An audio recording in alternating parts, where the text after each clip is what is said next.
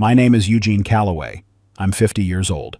I've been the principal of Hargrove County High School in Milledgeville, Georgia for 11 years. I've talked teenagers through panic attacks before finals. I've sat with parents who didn't know how to say their child was struggling. I've handled every kind of crisis you can imagine inside a school building. But nothing, not one single thing in my professional life, prepared me for standing in my own kitchen on a Tuesday night, watching my wife and my daughter tell me to disappear. And the worst part wasn't what they said. The worst part was that when I looked at their faces, I believed them. Before I tell you what happened that night, I need you to understand who I was before it. I grew up the second of two boys in a small house in Warner Robins, Georgia. My father worked at Robins Air Force Base for 31 years. My mother taught elementary school. We were not wealthy people, but we were a family that showed up for each other. My older brother Clifford used to say our parents ran their home like a democracy. One man, one vote, except Dad's vote counted twice. We'd laugh at that. It was a good kind of laugh, the kind that comes from safety.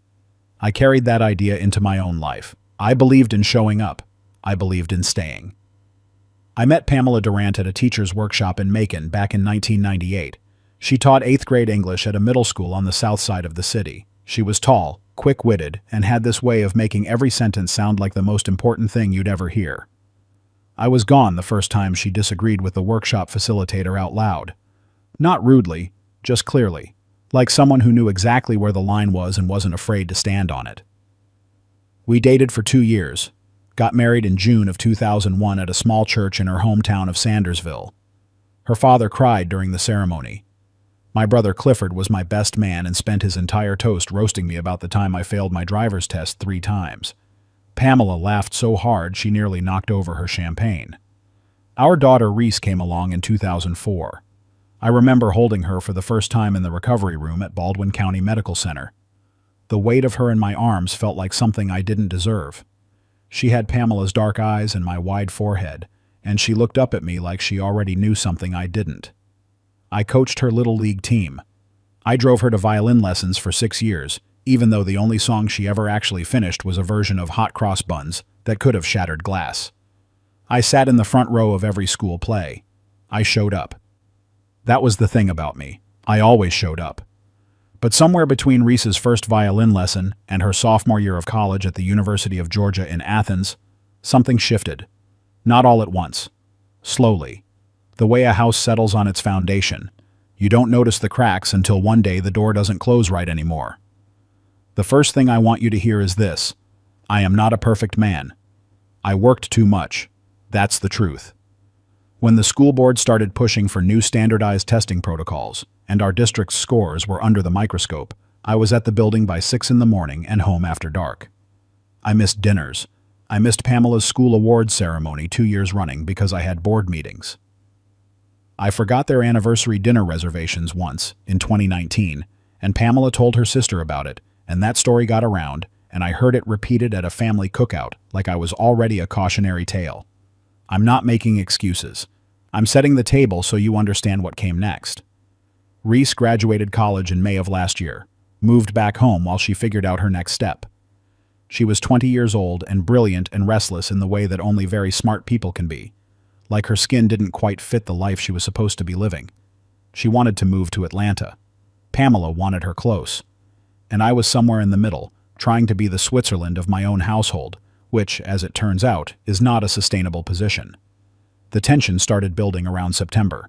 Reese had a job offer from a marketing firm in Buckhead, good salary, real opportunity, and Pamela thought it was too soon, too far, too much. I thought Reese should take it.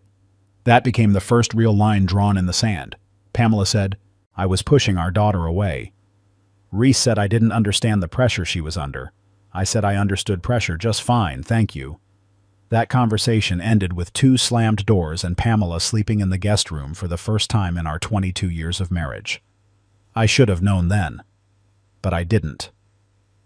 Before we go any further, if this kind of story speaks to you, if you've ever felt like a stranger in your own home, please hit that subscribe button right now. Leave a comment below telling me something about a time someone you loved made you feel like you were the problem. And if this video is already hitting close to home, give it a like so other people can find it. We're just getting started. October in Milledgeville is when the pecans start dropping in the yard. I remember that because the Tuesday night everything fell apart. I had been outside for an hour raking them up. It was a clear night, still warm the way Georgia evenings can be even late in the fall, and I was sweating through my flannel shirt. It was the most peace I'd felt all week. I came inside and washed my hands at the kitchen sink. Pamela was at the island with her laptop. Reese was at the table with her phone. Neither of them looked up. I poured myself a glass of water and asked if anyone was hungry.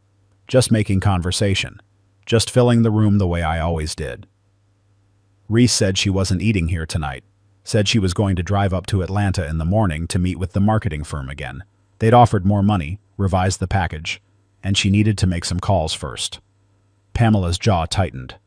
I saw it. I told Reese that sounded like good news, that the firm was clearly serious about her if they were negotiating.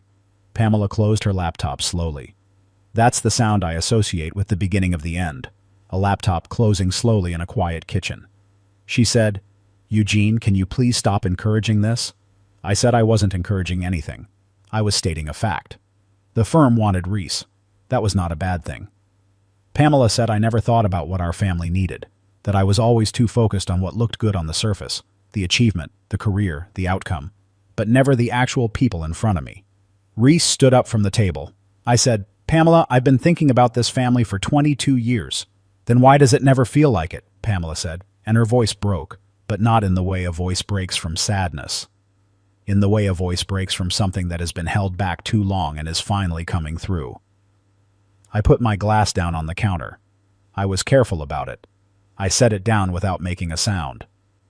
"What exactly have I not done?" I asked. Steady, calm. The voice I use with students when a situation is escalating and someone has to be the adult. What came next happened fast. Pamela started listing things. The anniversary dinner, the board meetings, the time I chose a school board retreat over Reese's high school graduation dinner. I hadn't even known that one was still on the ledger. I had thought we'd made up for that. We'd gone to dinner the next night. I'd brought flowers. Reese started talking over her mother, saying I always did this. I always made everything about being reasonable, about being the calm one, like my composure was a weapon I was pointing at them. I said, "That's not fair." And Reese, my daughter, my 20-year-old daughter who I held in the recovery room at Baldwin County Medical Center and who couldn't finish hot cross buns, looked me dead in the eye and said, "Why don't you just disappear? You're barely here anyway." The room went absolutely quiet. I felt something move through my chest. Not anger. Something colder. I looked at Pamela, waiting for her to say something, waiting for her to be the person who'd stood in a church in Sandersville and made a promise with me, the person who'd handed me our daughter in a hospital blanket, the person who'd eaten breakfast with me every morning for 2 decades. She said, "She's not wrong, Eugene. We'd be better off." I didn't respond. I didn't argue. I didn't raise my voice. I walked to the bedroom. I took the overnight bag from the closet shelf, the one I used for school conference trips, and I packed it. 3 days of clothes, my laptop charger, the folder with my important documents that I keep in the top drawer of my nightstand because my father always told me a man should know where his papers are.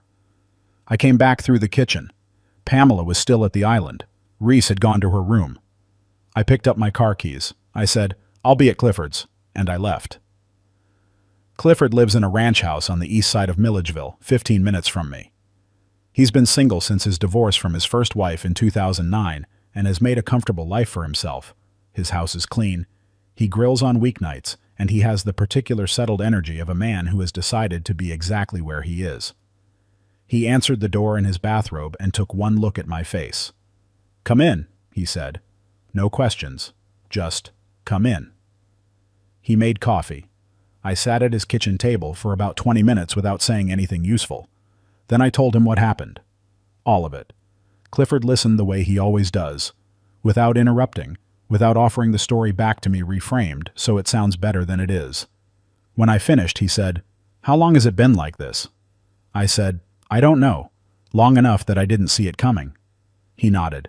"You staying here for a while? If that's okay."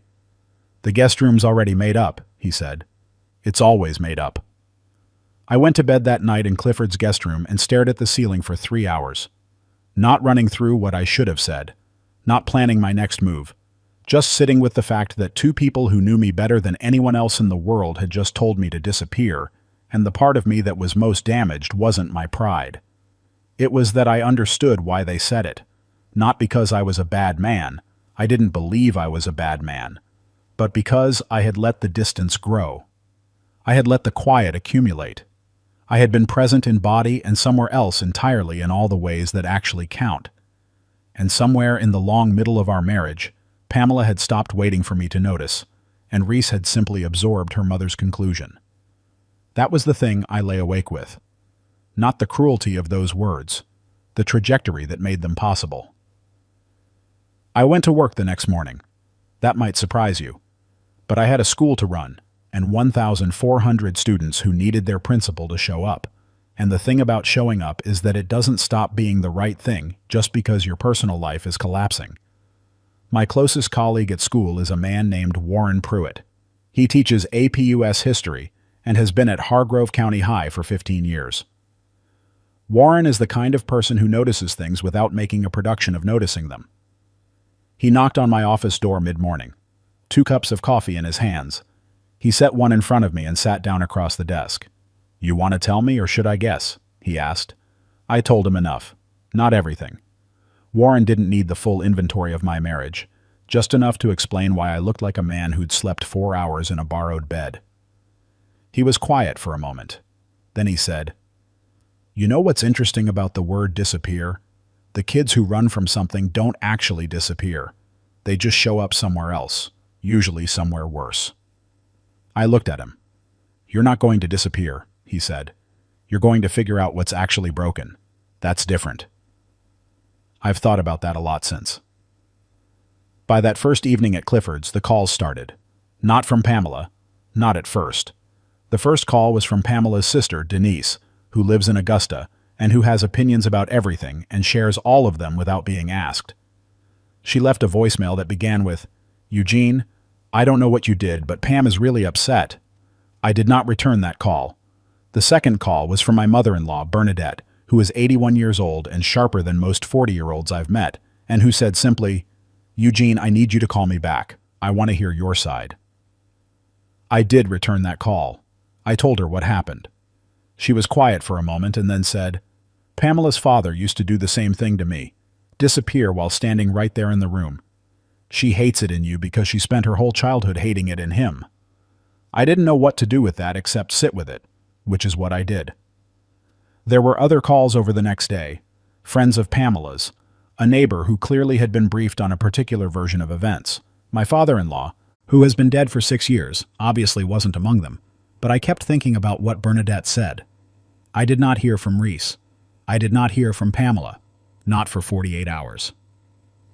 On the third morning, I called Harriet Odom.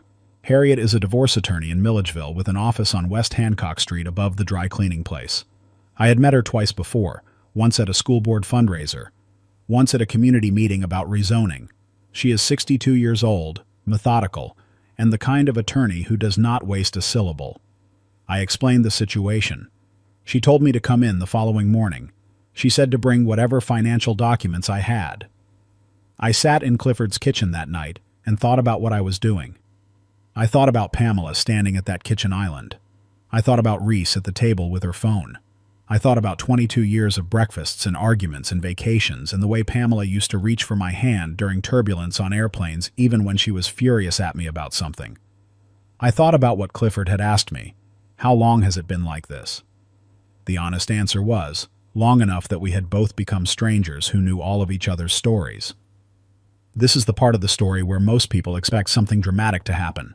An explosion, a confrontation, the big reckoning. That's not what happened. What happened was quieter than that, and in some ways harder. On the morning of day 4, my phone rang at 6:47 a.m. "Pamela." I answered. There was silence for a moment. The kind of silence that means someone rehearsed something and is trying to remember which line comes first. She said, "Where are you sleeping?" I said, "At Clifford's." She said, "Are you coming back?" I said, "I don't know yet." Another silence. She said, "Reese hasn't left her room in 2 days." I said, "Okay." She's not eating right. She's been crying. I said, Pamela, I need you to hear me right now. I love Reese. I would walk through fire for Reese. But she stood in our kitchen and told me to disappear. And you agreed with her. And I need both of you to understand that those words have weight. They have consequences. I am not disappearing. I am standing exactly where I said I'd be. Pamela said very quietly, I know. I said, I'm going to call Harriet Odom today. Another pause. A divorce attorney? She asked. I'm going to understand my options, I said. That's all. Right now I need to think clearly, and I can't do that without information. She hung up without responding. 22 minutes later, my phone lit up. I looked at the screen. 27 missed calls, all stacked up from the past hour. Pamela had called back 17 times, Denise twice, Reese 3 times, Bernadette twice, and a number I didn't recognize 3 times that turned out to be Pamela calling from the landline we have at the house that I had completely forgotten still existed. I sat in Clifford's kitchen with my phone in my hand, watching the number rise, and I felt something I had not expected to feel. Not satisfaction, not vindication. Grief. Because this was not a victory.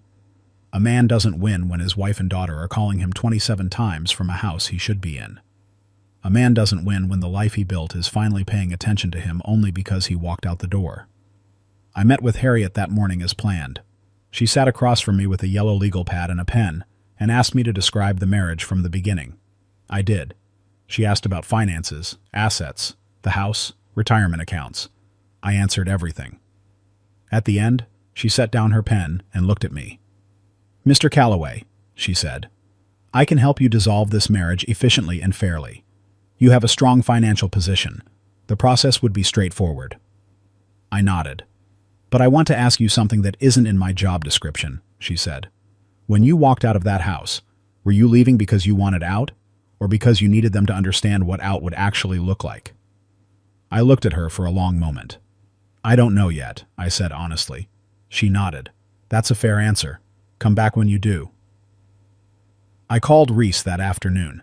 She answered on the second ring, which told me she'd been holding her phone. I said, Hi, baby.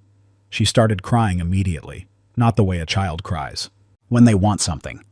The way a person cries when they've said something they can't unsay, and have been living inside that knowledge for 4 days. I let her. When the crying slowed down, I said, I need you to hear me. I'm not angry at you. I'm hurt. Those are different things.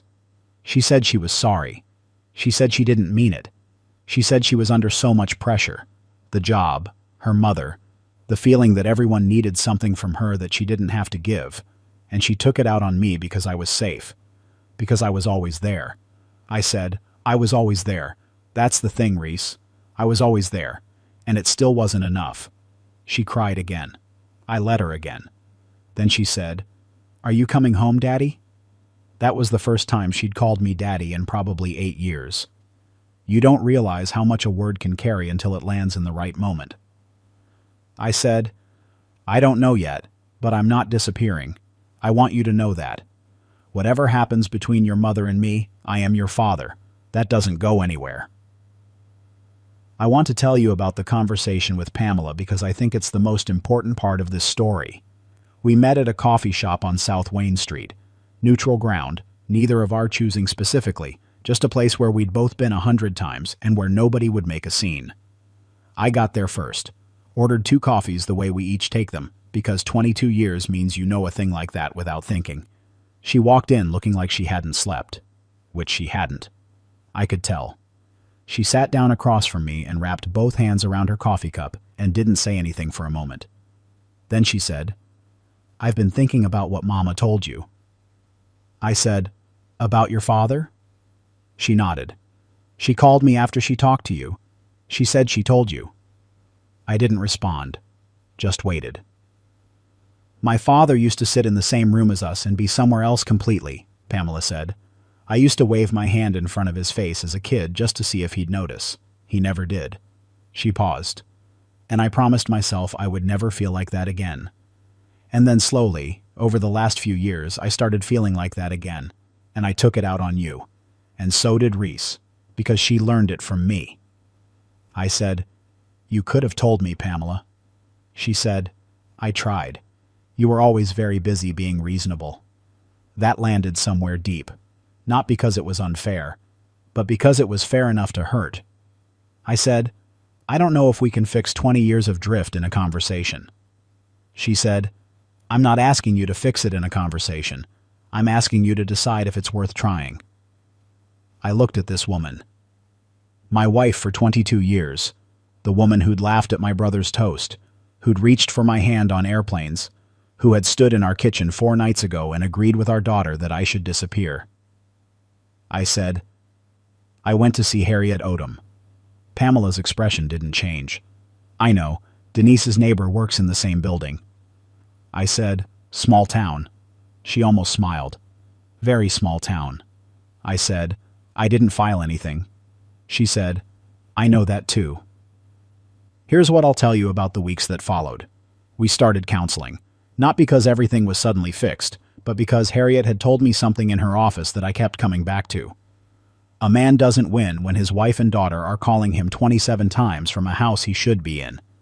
She hadn't said those words, but the shape of them was there in what she asked me. Were you leaving because you wanted out, or because you needed them to understand? The answer, when I was honest with myself, was the second one. I had needed them to feel the weight of what they'd said. I had needed the 27 calls. Not as victory, as information. As evidence that the connection I thought was gone was, in fact, still there. Still desperate.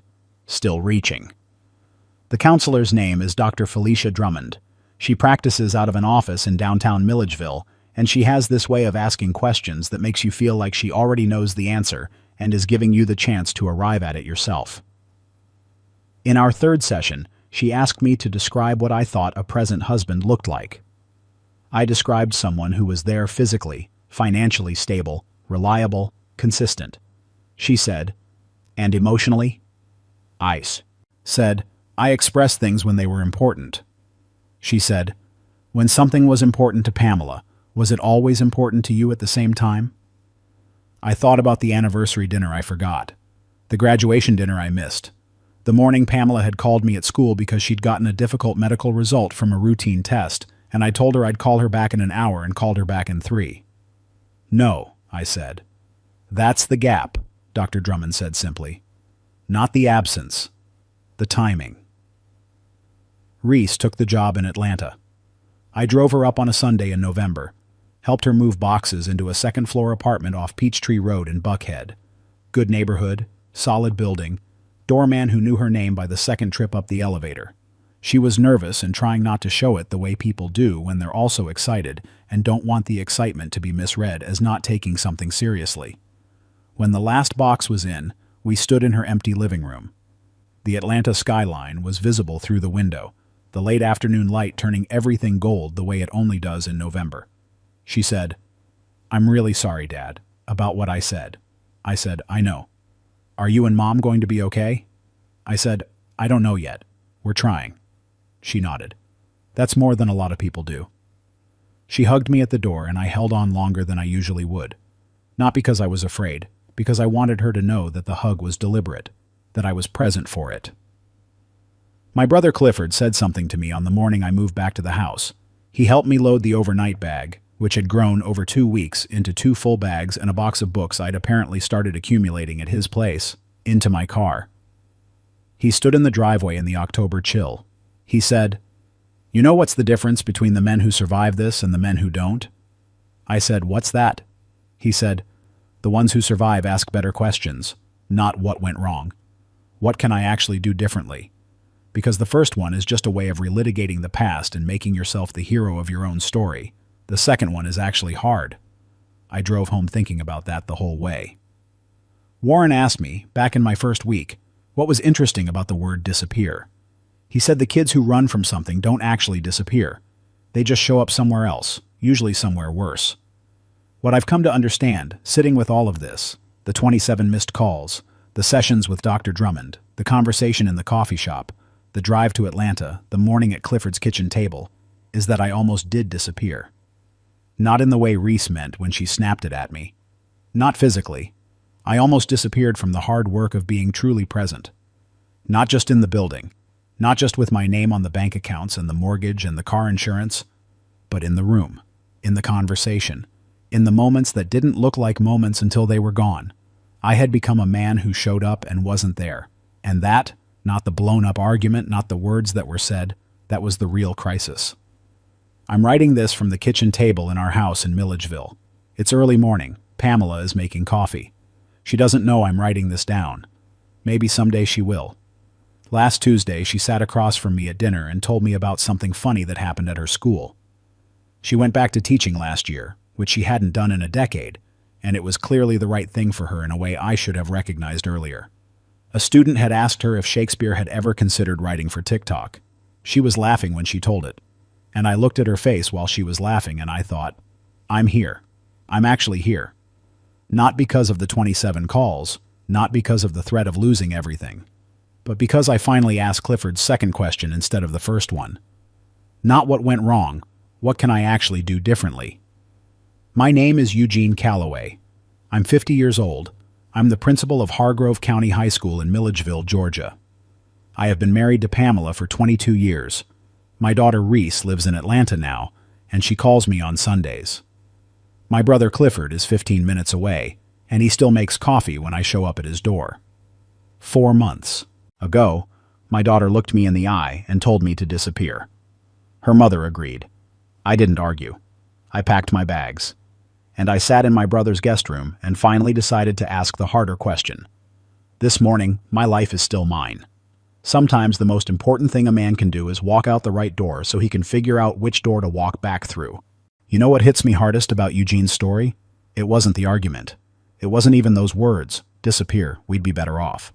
What gets me is that a good man, a present man by every visible measure, had gone completely invisible to the people sitting right next to him. And nobody said a word until everything broke.